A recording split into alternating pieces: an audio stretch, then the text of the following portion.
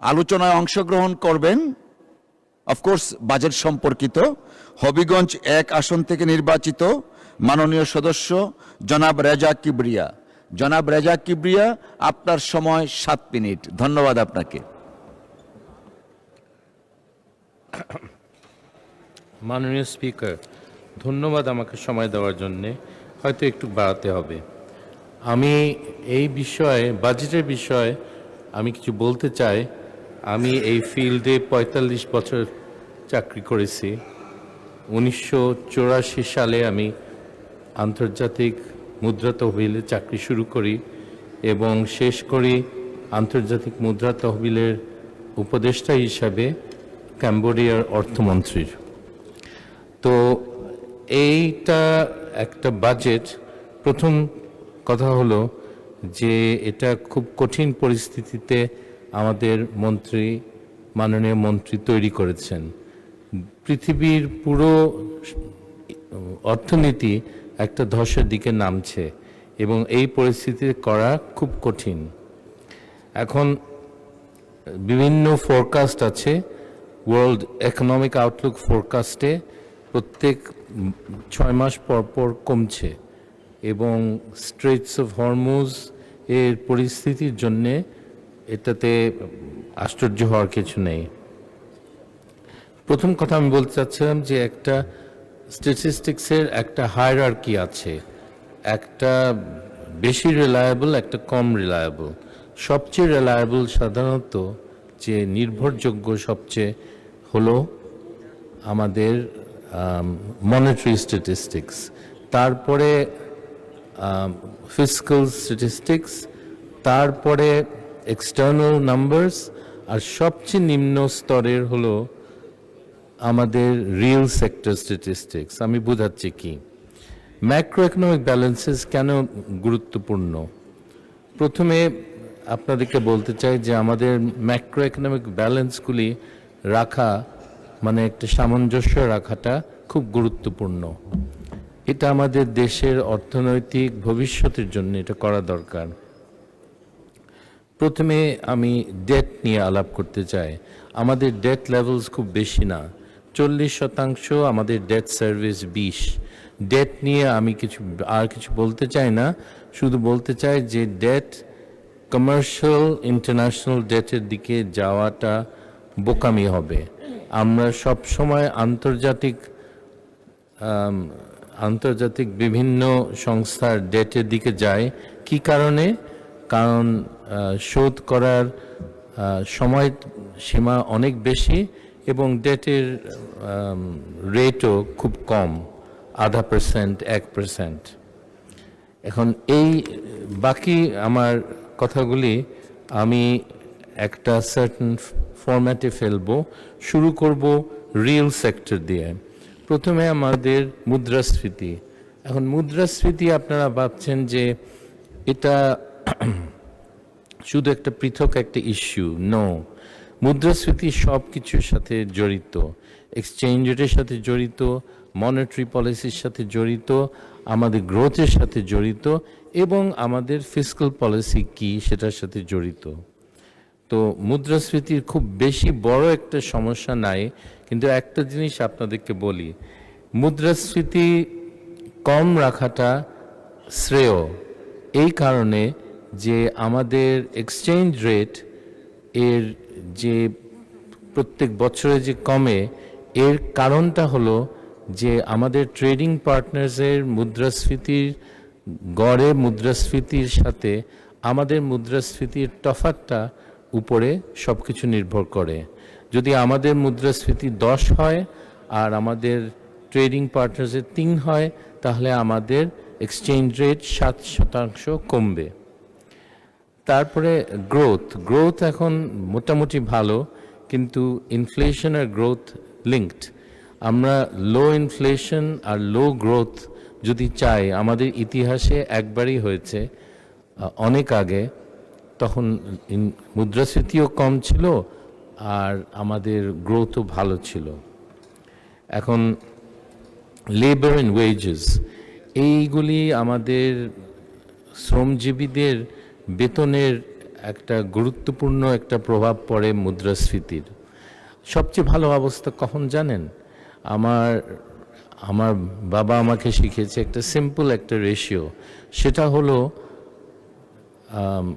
Total income দিন মজুরদের, তারা যারা কোদাল নিয়ে রাস্তার পাশে বসে থাকে, যাদেরকে কেউ দেখে না, এবং ডিভাইডেড বাই কোর্স রাইস। যেমন দিন মজুরের যদি বেতন 140 টাকা হয় আর সস্তা চালের দাম যদি 20 টাকা হয়, সে 7 কেজি বাসায় নিতে পারবে। এই রেশিওটা খুব খেয়াল করতেন উনি, কারণ উনি দেখতেন যে দিন মজুরের জন্য এটা খুব গুরুত্বপূর্ণ, এবং আমাদের সরকার জনগণের সরকার হওয়ার কথা, আমাদেরও তো এটা দেখা উচিত। অ্যান্ড ইনকাম ডিস্ট্রিবিউশন, আমাদের বৈষম্যের কথা বড় বড় বক্তৃতা অনেকে শোনান, কিন্তু গত সরকার এটা নিয়ে কোনো কাজ করেনি। আপনারা এটা জানেন যে গরিব লোকরা তারা যদি এক্সট্রা ইনকাম পায়, প্রান্তিক যে ইনকাম পায়, তার বড় একটা অংশ তারা খরচ করে 100%, এবং এটা সরকারের, এটা অর্থনীতিতে একটা পজিটিভ একটা প্রভাব ফেলে। আপনি একটা কোটিপতিকে যদি টাকা দেন, 10,000 টাকা দেন, সে হয়তো খরচই করবে না, এটা আমাদের অর্থনীতিতে খুব বেশি প্রভাব পড়বে না। কিন্তু গরিবরা 1,000 টাকা কি 100 টাকা পেলে 100 টাকাই খরচ করবে। সো তাদের মধ্যে একটা ইনকাম ডিস্ট্রিবিউশন করা, আমি মনে করি এটা সম্ভব এবং এটা করা উচিত। Finally, quality of growth, ICOR. ICOR শব্দটা হয়তো আপনারা ফ্যামিলিয়ার না, ইনক্রিমেন্টাল ক্যাপিটাল আউটপুট রেশিও। কতটুক ক্যাপিটাল দিলে আমার গ্রোথ বাড়বে, এটা খুব গুরুত্বপূর্ণ। আমি যদি টাকা দিয়ে অনেক বিনিয়োগ করি আর বড় বড় 7,000 স্কোয়ার ফুটের অ্যাপার্টমেন্ট বানাই আর শপিং মল বানাই, আমার প্রবৃদ্ধির হার বাড়বে না। আমার মাননীয় সদস্য, আপনি কমফোর্টেবলি শেষ করতে গেলে কয় মিনিট লাগবে? আচ্ছা, তাহলে আপনাকে আর 4 মিনিট দেওয়া হলো, দয়া করে 4 মিনিটের মধ্যে শেষ করুন। মিনিট দেন। হ্যাঁ জি, পরে আমি ইউটিউবে 4 minutes, ছাড়তে thank হবে you. আমাকে। আর সেই জন্যে এই আয়করটা আপনারা যদি ফ্যাক্টরি তৈরি করেন বিনিয়োগ হিসাবে, তখন আপনার প্রবৃদ্ধির হার বাড়বে। আর আপনি যদি শপিং মল তৈরি করেন, এটাতে বাড়বে না। আর এই জিনিসটা আমাদের খেয়াল করা উচিত। বিভিন্ন টাইপের বিনিয়োগের ভ্যালিউ, মনিটারি সেক্টর, যে growth rate, monetary growth rate, এইগুলি খুব গুরুত্বপূর্ণ। এগুলোর সাথে মুদ্রাস্ফীতি জড়িত, কিন্তু দ্বিতীয় ইস্যুটা এবং ইন্টারেস্ট রেট জড়িত। এখন বাংলাদেশের ব্যাংকিং সিস্টেম এফিসিয়েন্সি খুব লো, কারণ আমরা টাকা নিই জনগণ থেকে 5%-এ, আর আমরা যখন তারা লোন নিতে আসে, একটা সৎ ব্যবসায়ী লোন নিতে আসে, তাকে আমরা 14 বা 16% বলি। সো এই জন্যে আমাদের ব্যাংকিং সেক্টর এফিশিয়েন্ট না। একটা ব্যাংকিং সেক্টর এফিশিয়েন্ট হলে যেই রেটে লোক টাকা নিয়ে আসে, সেই একই কাছাকাছি রেটে, ধরো 4 আর 6-এর মধ্যে ইন্টারেস্ট রেটগুলি থাকা উচিত। আর ফাইনালি, সবচেয়ে গুরুত্বপূর্ণ হলো যে আমাদের সৎ ব্যবসায়ীগুলো লোন পাচ্ছে না। সবচেয়ে গুরুত্বপূর্ণ হলো যে আমাদের ডিফল্ট সিস্টেম, ব্যাংকিংয়ের ডিফল্টের যে ডেফিনিশন, এটা আমরা পাল্টে দিয়েছি। আগে ছিল 90 দিনে লোকে ডিফল্ট বলতো, 90 দিন কোনো সুদ না দিলে সেটা ডিফল্টেড। কিন্তু এখন আমরা 1 বছর পরে কোনো সুদ না দিলে ওটাকে ডিফল্ট বলি।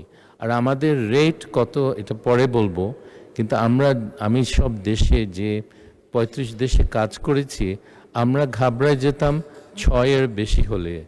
বাংলাদেশের রেট হলো 61, এই ফলস ডেফিনিশনে 61, মানে the banking system is totally short. এবং এটাতে করা কোনো পদক্ষেপ সরকার না নিলে এরকমই থাকবে, এবং অর্থনীতি অগ্রগতি আপনি আশা করাটা আপনাদের ভুল।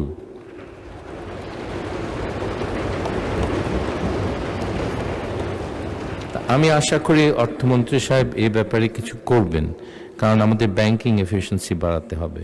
Finally fiscal issues, deficit level আমাদের খুব বেশি না, 3-4%, কিন্তু একটা মিথ্যা পরিসংখ্যানের উপরে এটা ভিত্তি করে এই ডেফিসিট লেভেল তৈরি করা হয়েছে। সেটা হলো আমাদের রাজস্বের রেট।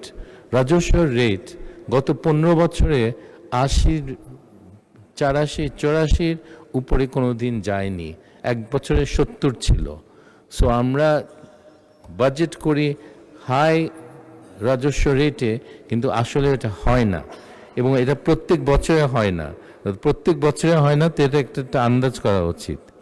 আর তখন শেষ মুহূর্তে আমাদের মহামান্য মন্ত্রীকে ফাইন্যান্সিং করতে হবে, এবং 3 সোর্স থেকে তাকে ফাইন্যান্সিং করতে হবে। একটা হলো নন ব্যাংক প্রাইভেট, আরেকটা হলো ব্যাংক দেশি, আরেকটা হলো বিদেশি। সবচেয়ে ডেঞ্জারাস অফকোর্স বিদেশিটা, কিন্তু সবচেয়ে মুদ্রাস্ফীতি বাড়বে সবচেয়ে প্রথম দুইটাতে, ব্যাংক বরোয়িংয়ে। এখন আরেকটা ইস্যু আছে ফিসক্যালে, কোয়ালিটি অফ এক্সপেন্ডিচার। টাকা খরচ হয় কিন্তু কাজ হয় না। তাহলে আমাদেরকে এই ব্যাপারে কিছু একটা পদক্ষেপ নিতে হবে, আমাদের সরকার সেটা নেয়নি।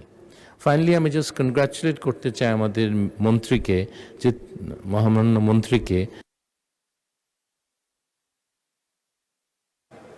ধন্যবাদ মাননীয় সদস্য।